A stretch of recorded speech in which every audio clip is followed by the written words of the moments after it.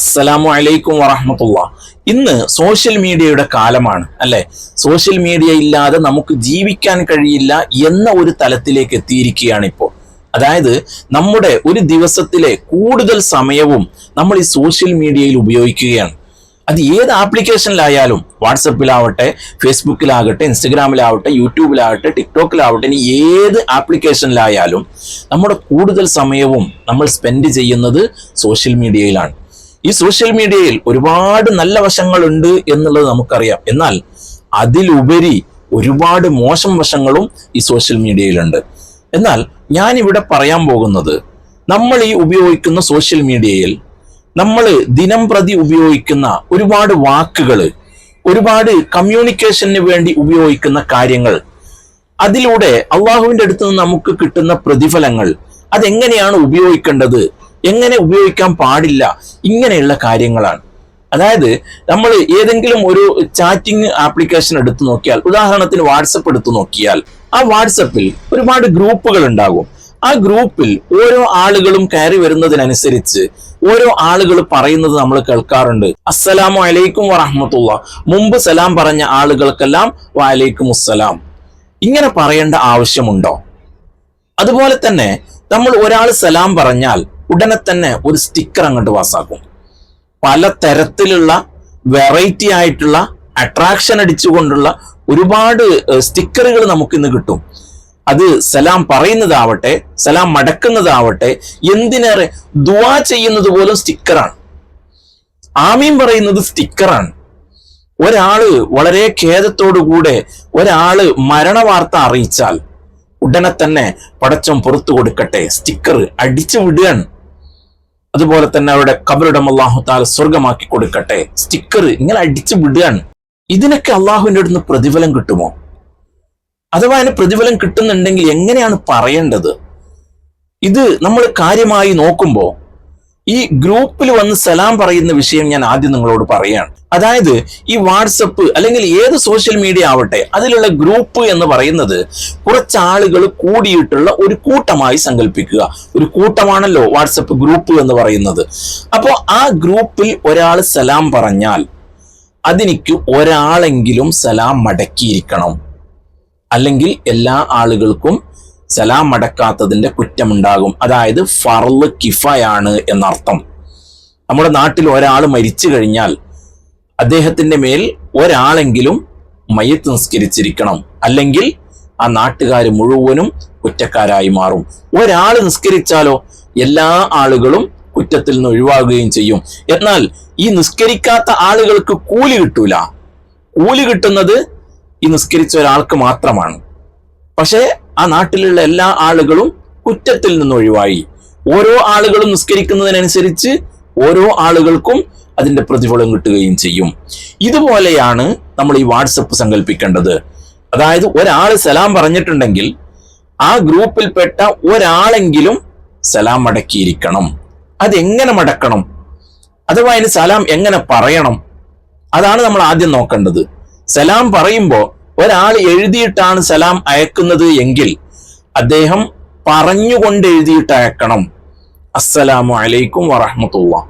ഇത് വായ കൊണ്ട് പറഞ്ഞിട്ടായിരിക്കണം എഴുതി അയക്കുന്നത്, അല്ലെങ്കിൽ അതിന് കൂലിയില്ല.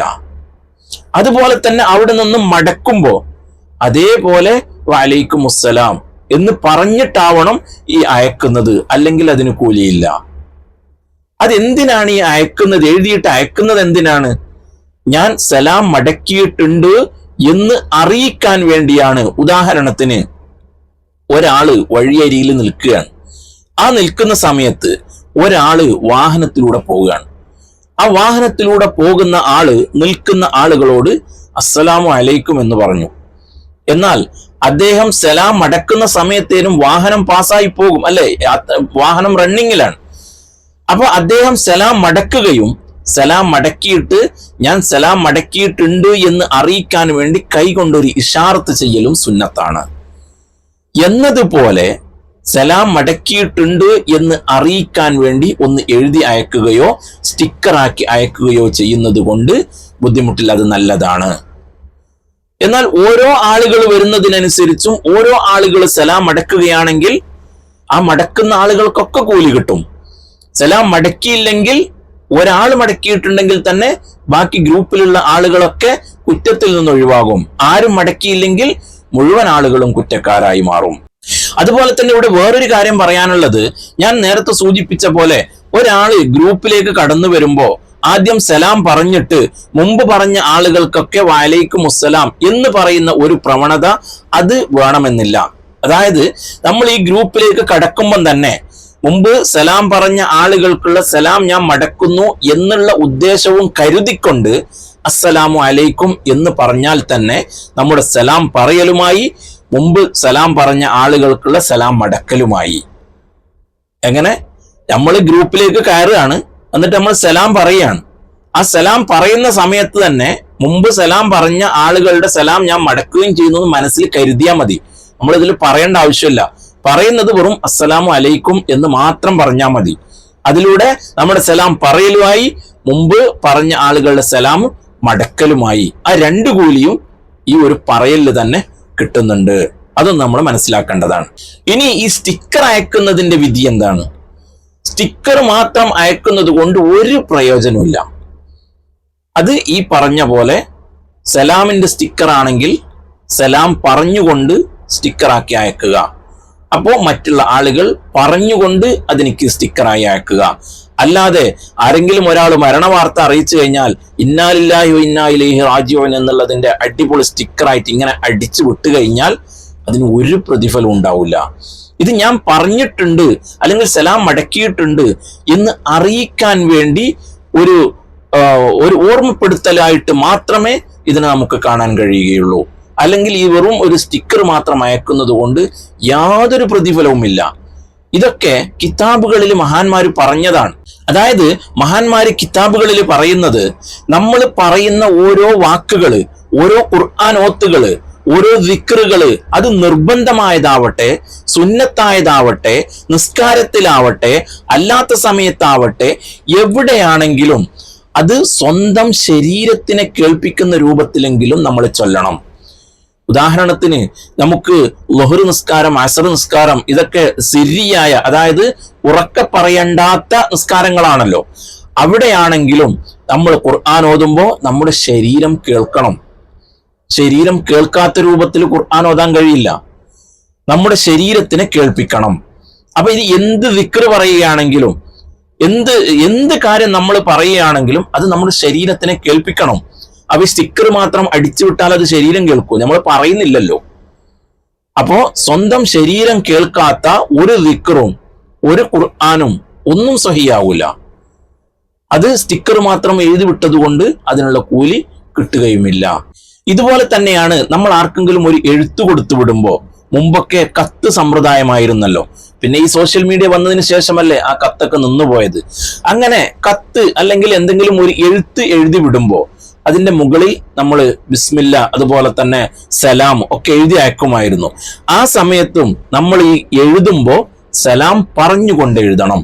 ആ കത്ത് കിട്ടുന്ന ആള് അതിന് മറുപടി എഴുതുമ്പോ അതേപോലെ വഅലൈക്കും അസ്സലാം എന്ന് സലാം മടക്കിക്കൊണ്ട് സലാം പറഞ്ഞുകൊണ്ട് എഴുതണം. ഇത് നമ്മൾ പ്രത്യേകം മനസ്സിലാക്കേണ്ട ഒരു കാര്യമാണ്.